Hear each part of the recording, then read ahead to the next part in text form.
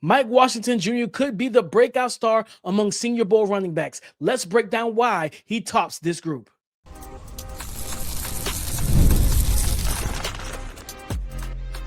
You are Locked On NFL Draft, your daily podcast covering the NFL Draft. Part of the Locked On Podcast Network, your team every day.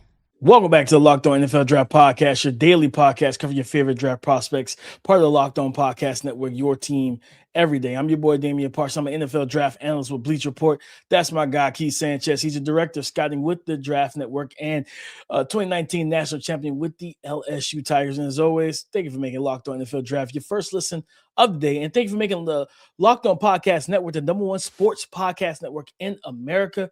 Couldn't do it without you guys.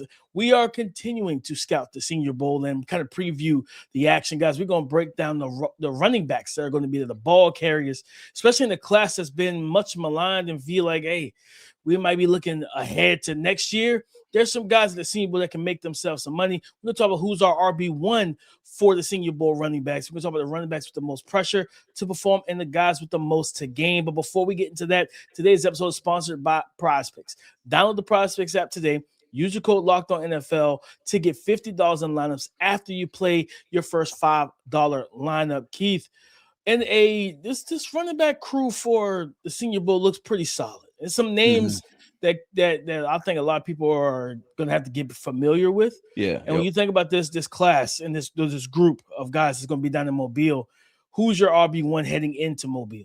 Yeah, I have to go with Arkansas running back Mike Washington Jr. I believe he got the JR on the back end of his name. But listen, that for those who are not familiar with him, we discussed him a couple episodes ago, right? Maybe 2 weeks ago.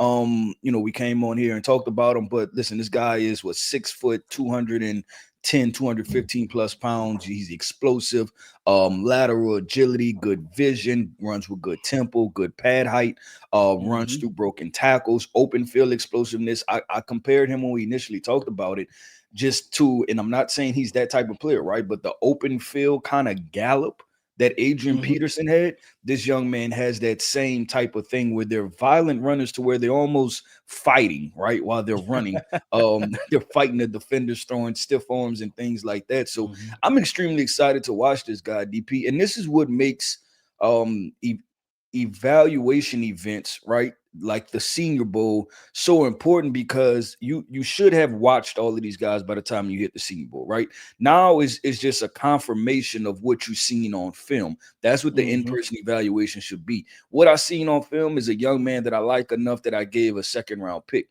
What I hope is that he confirms that, right? By showing well, playing well, seeing his body frame and things like that in person, ability to catch the ball out of the backfield. So RB1 walking into the Senior Bowl for me is Mike Washington, and I'm hoping to get every confirmation out, from this event that says this guy can potentially be a second-round pick.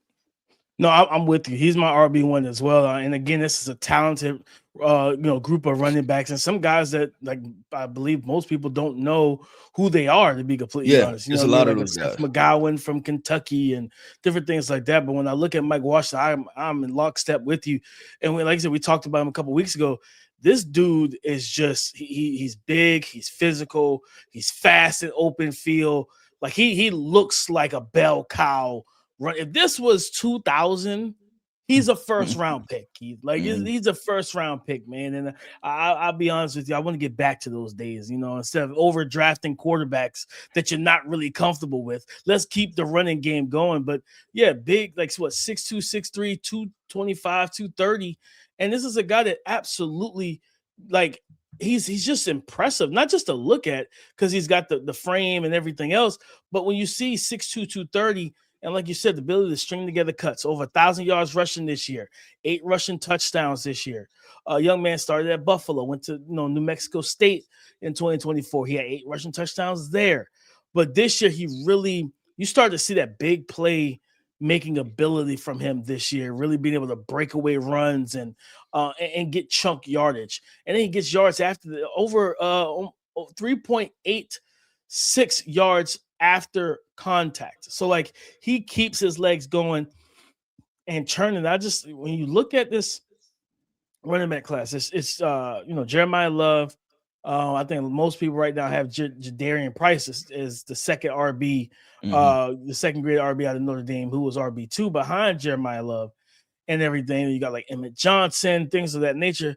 This, like, there's no like, this is the big back, the guy that those teams that look for this style of back, like, you know what I mean? Like, if the Carolina Panthers, right? Like, if you don't want to pay a Rico Dowdle, you can draft this young man, and he can bring the same thing that Rico brought, but I probably would say he got a little bit more elusivity to his game And juice, yeah. and juice than Rico has. You know what I mean? So, like, I think for me, Keith, I think this is a big opportunity for him, because I want to see him, like you said, on film. He catches the ball fairly well. Now, like, okay, well, what if we actually run some routes? Routes, Like, what does yeah. that look like? Some You know what I option mean? routes out of the Yeah. backfield. Want to see him catch a wheel route, right? A wheel route out of Mhm. the backfield. See if we can get you matched up with a Track linebacker the or ball something down of the that field. nature. I want to ask you this, DP, because he's running back one for both of us heading into the Senior Bowl. How far is a gap for you, like between him and RB2 on your list, or do you think it's close? Right? Is there a gap, or do you think it's close behind the next guy? I really do like Jadarian Price, who's my RB2. Well, I I'm in have in regards to the Senior Bowl. In regards to the Senior Senior Bowl. Bowl. I think it might be a gap. I think it might be a gap. I'm not gonna lie to you. I think there's a chance it might be a gap, Keith. Like, I really do like what I see from him, and I think, like, we talked about him on because, well, I'll say this: we have, like, some of the guys we have, like Nick Singleton, Katron Allen is going to be there, supposed to be there. You know, I really like Le'Veon Moss, but with Le'Veon, it's the injuries, and it's just like, as good as you are and as talented as a running back you are, you can't stay healthy. You haven't been able to do it your whole career. You know what I mean? So it's like, I don't know if you need to change your running style and not look to run into brick walls all the time, and, like, maybe just make a guy miss and, keep it going. Hey, instead of trying to keep that play, well, running backs tend to get to the sideline, try to keep that play alive. And you know what? I'm gonna plant my foot and run through the next guy. And you know what? Just dip out of bounds. Let's save your body, right? I Mhm. think, if he was healthy, Le'Veon Moss would have this would be a conversation for me between the two. But he just, like, the health with him, you know what I mean? It's like, it's been every single year. I think he's been in college that he's been banged up, and he pretty much was hurt all season after like the middle stretch of the season. Le'Veon Moss was basically out for like the whole rest of the year for Texas A&M.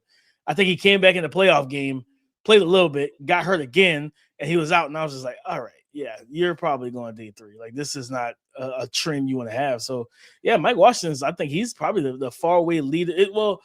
I do like Katron. I think the athletic profiles are what separates them two for Mm. me. Katron holds on, like, Mike's got to protect the ball, not put the ball on the ground. He's done that a little bit more over the last 2 years of his career, where Katron's he's more secure with the football, but and he's a natural runner, just kind of smooth, big body guy. But yeah, Mike is the total package that you look for. You know what I mean? And I think he can make a lot of money, Keith. I think he can make himself a lot of money in this class. And some of them guys that went back last year, that went to the NFL last year, Mhm. you stuck at RB4 right now. You know what I mean? Like, some of y'all kicking yourselves because you should have went back to school for a year, come out now, and now you could have been the Mike Washington situation, where I think Mike Washington go out there and have because I think pass protection going to be a big thing for him. Mhm. If you block the way you're built, catch the ball well, run well, showcase the fluidity that you have at your size, it's going to be really difficult for teams to be like, man, we need a running back. And it's round 2, 3, and be like, you know what? That kid from Arkansas, let's do it. You know what I Yeah. mean?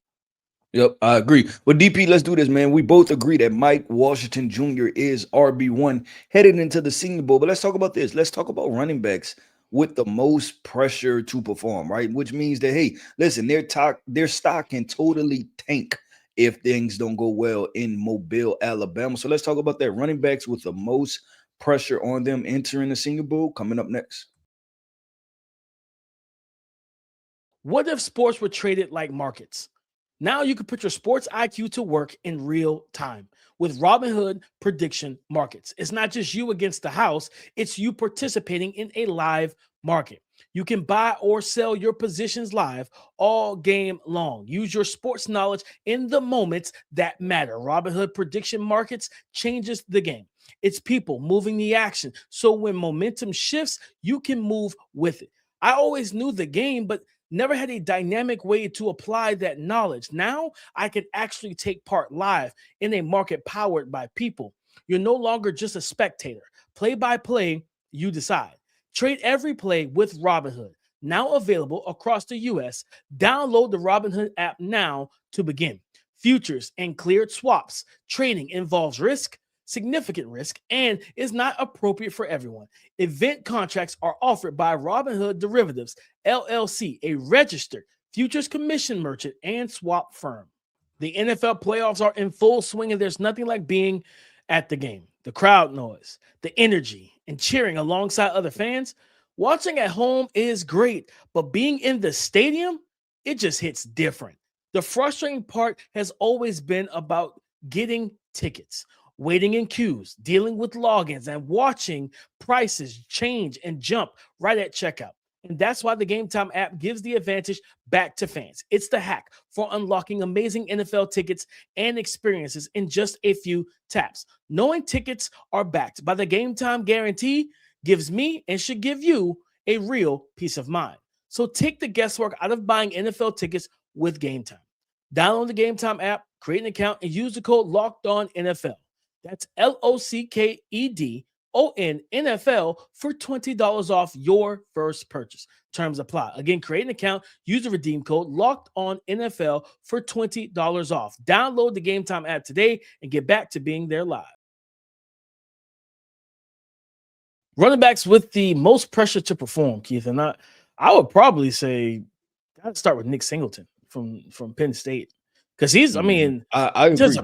Pure he was talent. Gonna be first up for me too. So you go ahead and get into it. I was gonna put him first, number one, first guy in the pressure cooker. Listen, in terms of pure talent, it's. I mean, he's up there. You know what I mean? And we wanted to see him take that step forward and really have that great season this year, and it just didn't happen. You know what I mean? Katron was the more productive, more consistent back.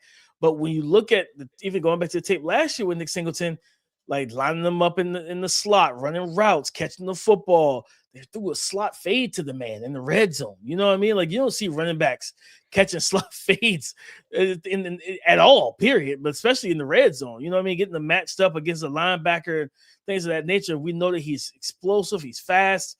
He's got like, I think he's like listed at 225. Yeah, and 6 everything. foot 225. Yep. I think, yeah, there's a lot of pressure on him, because I think with his talent and tools, there'll be NFL coaches and GMs, and there'll probably be a running back coach, Keith, that's throughout this draft process like, hey, I don't care what happened at Penn State last year. He can fit into our scheme. Let me get him in the room. I can coach him up on some things, and we got ourselves a legitimate playmaker at the running back position. Yeah, so I'm gonna set the stage right for our listeners to, I guess, give kind of further context, right, to why we're saying him. So look, Nicholas Singleton, 4-year starter, right? 4-year starter. This past year, the 2025 season, was his least productive rushing, right? When it comes to carries, he had 123. In a season, he had as much as 172, and that was in 2024, right? When it comes down to yardage, he had 549 rushing yards, right? It's the next least amount that he had after that was 2 years ago in 2023 when he had 752. In 2024, DP, he had 1,000 yards. So it's almost 1,000-yard fall off. Even when it comes to rushing average, DP, in 2025, he had a 4.5 rushing yard average. That's his second lowest of his 4-year career, right? And he had as much as 6.8 as a freshman, right? So he went from 4.5 to where he had 6.4 yards rushing average last year. So you're talking about a significant drop off, right? 500 yards rushing and almost 2 to 3 yards per average taken off, right? And it's just trying to figure out why. Yeah, right? yeah. I think that's the biggest thing. Why? And this is a young man, DP. If we flash back all the way to let's see, 2 years ago, or even potentially entering this season, he was a top 50 lock, right? Like he was a top 50 pick. He was RB2 for some people, RB1. When you're 6 foot, Mm-hmm. 225, the sturdy build. Some people compared him to a Saquon Barkley-esque, right? Because they both have the thick lower halves. He was agile, he was explosive, and none Yep. of that was present this year. And you see the significant drop in production, and you just want to know why. So he has the most pressure on him because DP, I think at this point, he's fighting for not going to back in a day 3, right? When you Mm-hmm. think about it from that perspective, is that he can go either way. He can gain a lot and be considered a top 100 pick again, or if things don't go well, he can be a round 5 guy. And it's crazy how we got to this point with Nick Singleton. But I think the Senior Bowl is so important, and for us, for the reason why we're putting him in the pressure cooker is because we're saying like, hey, like perform, because your draft stock is really hinging upon his performance, because you don't have the film from last year to back up Mm-hmm. or warrant you being a top 100 pick at all. No, and I think we've said this so many times on this show, leading, just after or even during the season for guys we wanted to see him. Crazy, he was another one we talked about in the middle of the season. Like, man, I would like to see him in Mobile because this season isn't going well. You go to Mobile, it doesn't. The Senior Bowl, Shrine Bowl, Combine, they don't make you forget about the film. It just makes you go back to the film. Well, yeah, I agree with that, first of all, right? And this is another reason why we're saying there's so much pressure on him to deliver at the Senior Bowl, is because we've seen really good reps on film, right? Like I said, he's touched 1,000 yards twice in his career, right? He at some point while splitting averaged, carries too. Like yeah, he's not even a full yeah, bell while cow. 100%, him and Katron Allen split carries the entire career. We've seen him average 6.0, 6.2, 6.4 yards per carry average, right? So we've seen really good highlight plays. You don't just end up in the first round of mock drafts off of a whim, right? Like he has the film out there, and I agree with you that knowing where you about to go is that, yeah, we want the Senior Bowl so we can be like, okay, that was the issue at Penn State this past season, right? Yeah, you want to, we talked about it with multiple prospects. Like, hey, go to the Senior Bowl, make us have to go back to the film, and essentially put the blame on somebody else. Like, you know what I mean? Right. Where it's like, hey, you know what? It wasn't Nick Singleton's fault. The offensive line just wasn't doing their job, right? Or whatever the case may have been. Because I think when we talked about him even last year, I was like, if he could, I felt like I had a second round grade on him last year. I was like, he was draft eligible. Me too. And again, guys, as we talked about, when we talked about Dante Moore and these quarterbacks, just because you go back to school does not mean you're going to have a better season that you had the current or previous year. Because you see Nick Singleton, who was a true junior, been starting ever since a freshman. He could have entered the draft, and I had a top of the second round grade. I said somebody could get him in the second round behind. He would have been. I think I had him as like RB3 behind Genty and Amari Hampton. And just to add context, right? You're probably talking in that draft, Ashton Genty, Amari and Hampton, I both would have took. Then we had Quinshawn Judkins, I think, went to the top. Henderson. And I think he probably would have went somewhere around RJ Harvey, right? Give or take RJ Harvey going first. Yeah, I might have had him right behind RJ Harvey. Especially if he go and test the way we think he would have tested at the combine. Like you go rip the combine up, you look good in the shirts and shorts, you perform well. And I think he's a guy that gap scheme teams are going to want him in their backfield because he's a home run threat and everything, but he also runs with power and physicality. I'm excited to see him, next week. I'm excited to see him next week, Keith, because I think there are runs on film, DP, where you look at Nick Singleton and say that he's the complete package. He has those runs on film, and I think that's why there's a lot of pressure on him to deliver. One other guy, DP, I want to name, and you talked about him a little bit in the last segment, Le'Veon Moss. I think there's a lot of pressure on him to perform because he's another guy where he has good film. I don't think that the ceiling is as high as Nicholas Singleton, right? Yeah. I view him more as a gap power type of scheme, downhill thumper run behind his pads. But it's weird because he kind of has a long stride too. But you talked about it, the injuries, right? So for him, we know how NFL teams are. The best ability is availability, right? So I think he has to completely knock out the Senior Bowl So then that way teams start to kind of be like, okay, was it a Texas A&M thing with the injuries, or were they just fluke injuries, or could you have played, you just decided not to because you didn't want to further a situation, right, or make it worse. So I think for Le'Veon is huge because he's going to have to overcome the injury portion of it because it has been throughout his collegiate career. I mean, Keith, remember, I think it was last year. It was last year at the Senior Bowl. They didn't throw the ball a lot, but they ran the ball a lot in practice. Like when they went to like them team drills and stuff like that. Because I remember just how loaded the defensive line was, and it was physical reps. They were hitting. It were physicality. They were taking you to the ground.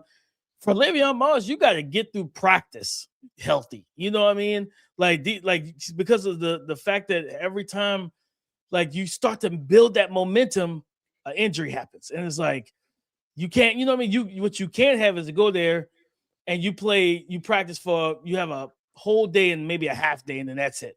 And then he's like, oh, Le'Veon Moss, you one of the guys that's like, hey, Le'Veon Moss is done for the week, guys. He got banged up. He's not going to be able to continue or perform. And again, he's talented. He can catch the ball in the backfield. Like you said, the long stride. He runs hard. He's got good footwork and patience. Yep. I think he can absolutely check the boxes that teams want to see from a running back. And it's just more so, like teams are going to be like, all right, if you can stay healthy this week, we'll handle the medicals when we get to Indianapolis. We'll see what the doctors say, what was going on. Do we get the green light? Are we getting red flags? Anything popping up as a concern long term? Those questions will be answered in Indianapolis in about a month.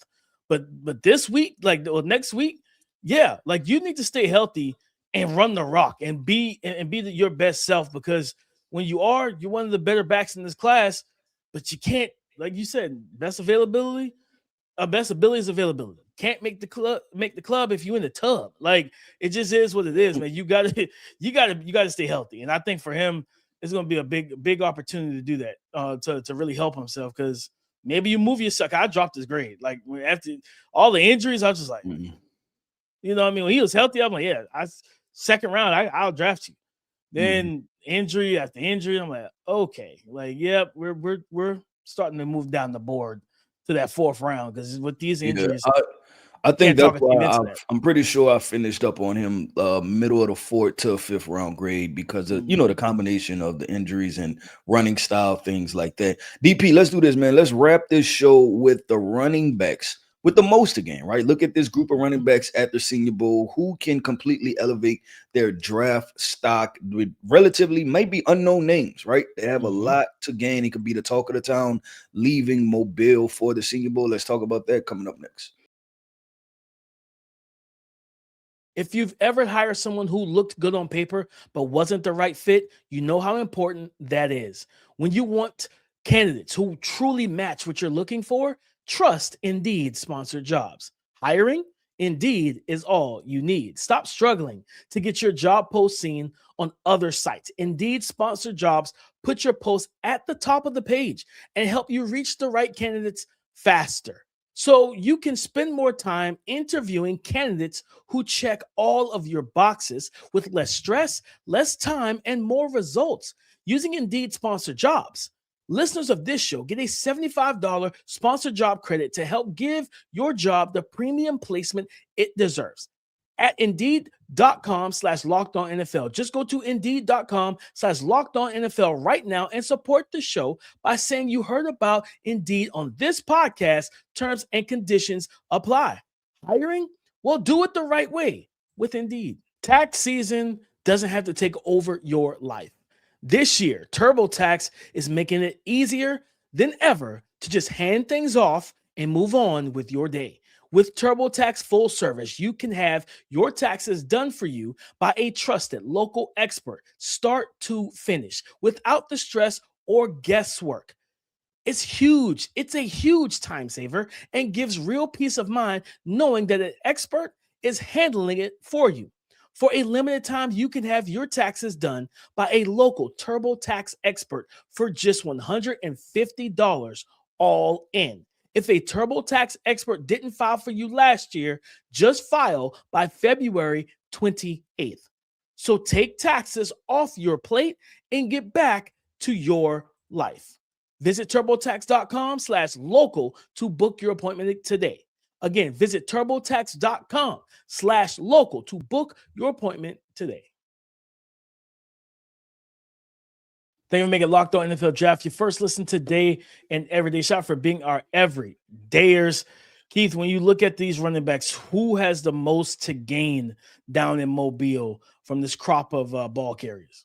DP, I'm going to go with Virginia running back Jamari Taylor, right? And the reason, listen, this guy has the production, right, to back up his career. He had back-to-back seasons of over 1,000 yards rushing. And not only that, a total of 29 rushing touchdowns over the past 2 years, right? So very productive. But I like his running style, DP. And I'm going to throw out a quick comp because I know he was kind of a fan favorite or a Senior Bowl favorite last year. Was it last year? Last year. Woody Marks. Remember Woody Marks? Oh, yeah. I think kind of similar running styles, right? Where they're not going to run 4.4s or 4.3s, right? But they find a way to bounce off of tackles, good contact balance, can run in between the tackles, make guys miss with a little lateral agility. That was a tongue twister right there. And get the job done. Do I view him as a RB1 for a franchise? No, but I think he can be a solid RB2. And I think about how the Chicago Bears, right? They use that combination of DeAndre Swift and rookie Kyle Monangai, right? To kind of come in and Kyle Monangai has a very specific role, but it's a very productive role and it's a much needed role. And I think Jamari Taylor can do that to play a important complementary piece. So I think this young man is going to come in, running back from Virginia. Everybody's going to say, well, who is that? And I think by the end of practice 3, right? End of day 3, everybody's like, you know what? That guy from Virginia, that running back from Virginia is pretty doggone good. Yeah, back-to-back years over 1,000 yards. He was at NC Central for 4 years. Back-to-back seasons, since 2024. 2024, 2025 combined 29 rushing touchdowns. Like, this young man finds the end zone, and he's got that short, dense, compact build at 5'9", 205. And I think 100%. He was a big reason. And I remember having a scout text me during the season. He's like, "Hey, get your eye on this young man from NC Central who's transferred to Virginia, Jamari Taylor." He's been telling me that for months, and I was just like, I did get a chance to watch him up until now. But, yeah, I think, Keith, I'm with you. He got a lot to gain, a lot of money to be made with this young man. I think another guy, Keith, that you look at this running back group, you look at, I think he is on the not the American team, he's on the national team, Adam Randall. I think Adam Randall got a lot to gain, right? Because there's a former wide receiver. How do you converted? Yeah. How do you feel about Adam? I'm asking that in context of this segment, a lot to gain. Yeah. I want to ask you, how do you feel to, like, what part of it can he gain? Like, what do you see? So with his that receiving background, right? Like, I think the problem is he doesn't catch the ball the way you want him to. That's the frustrating part. That's why you're playing running back, because you didn't catch the ball at receiver. But with his ability to run routes and things of that nature, he's 6'2", 230. Yeah, I think 6'2", you know what I mean? Yep. 6'2", 230. He runs hard downhill and everything. And it's like, hey, we can, like, how we always talk about, like, running backs. Oh, I can split him out wide. I can split him in the slot. Well, you can actually do that with Adam Randall because he's a former wide receiver who could run routes. So, like, wheel routes, corner routes, different things like this, option routes. He can run those routes because those were actually routes he ran at wide receiver. The key is going to be catching the football consistently. And if you could do that now, you give us another element to the offense where, hey, you know what? If he's running the ball and he's 15 for 60 yards rushing, but then you get the opportunity to split him out as an OC, get him up and go and get some linebacker who can't cover. That's a telltale to your quarterback. Hey, take that shot, right? I think Cade, who was it? I think South Carolina. It was an interception, not because of Adam Randall, because Cade, underthrew the ball, but he was wide open on the rail route. You know what I mean? And trying to get them matched up and create some advantageous matchups for the quarterback. So I think he can make some money. Number one, helping showcasing he can pass protect, because that's a different ball game. You're going from running routes and catching passes to, I gotta stand up in here. Granted, you're a big body back. You're 6'2", 230. That free running linebacker, he's running free with ill intentions.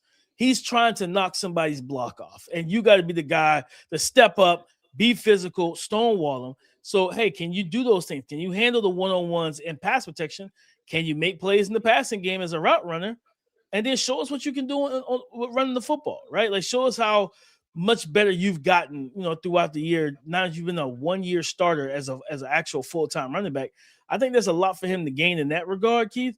But I think I have like a day 3 grade on him. So you could definitely move yourself up, right? Like, you could absolutely move yourself up from a 5th, 6th round pick to maybe 4th round, especially if you go test away, you hit 4 or 5s at 230 as a running back. I'm like, hey, teams like that'll play. You know what I mean? Mm-hmm. Teams will absolutely feel good with that. So I think he's got some stuff to earn. And crazy enough, again, going back to Carolina, I think he can end up being a Chuba Hubbard type of back. You know what I mean? But I think he gives you more pass catching ability because he's a former wide receiver, literally just played wide receiver in 2024.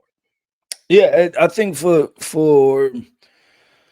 him, it's going to be interesting to see what teams dive into the pass catching ability, right? Because is there going to be a NFL team that says, wait, he was a former wide receiver, he entered Clemson as a wide receiver? What if we put him 4-star wide receiver too? Yeah, well, like, what if we put him back at wide receiver and not in a full-time role, but if he's our wide receiver 4, right? And then we let him be running back 2, right? And let him actually line up at wide receiver and be a part of the wide receiver room, and then also put him a part of the running back room, right? And have kind of like a true gadget type of football player. And so I think it's very important, like you said, for him to show his pass catching ability, because that's probably the one thing that's going to be able to separate him. But DP, that wraps up another episode, man, of the Locked On NFL Draft Podcast. I want to end this podcast off by saying shout out to our everydayers. Thank you for tapping in with us each and every single day. I am Keith Sanchez. You can find me on X at The Talent Code. That right there is my guy, my co-host, Mr. Damian Parson. You can find him on X at DP_NFL. And like we like to say, man, y'all can talk to us because we like to talk back. Go subscribe and follow for free on YouTube, wherever you listen to podcasts, to get the latest episode as soon as it is available. On tomorrow's show, guys, we are going to close out the week talking about the pass catchers, those wide receivers. It's a lot of guys that's going to be in Mobile, and it's just a lot of talent there, because we've been telling you guys since the summer that this wide receiver class had a lot of talent and it would be loaded. And it's a lot of guys that we need to watch out for in Mobile. We talk about who could be wide receiver 1 heading in there, who has the most pressure to perform, and who has the most to gain on tomorrow's show. So come and join the conversation again tomorrow on the Locked On Podcast Network, your team every day.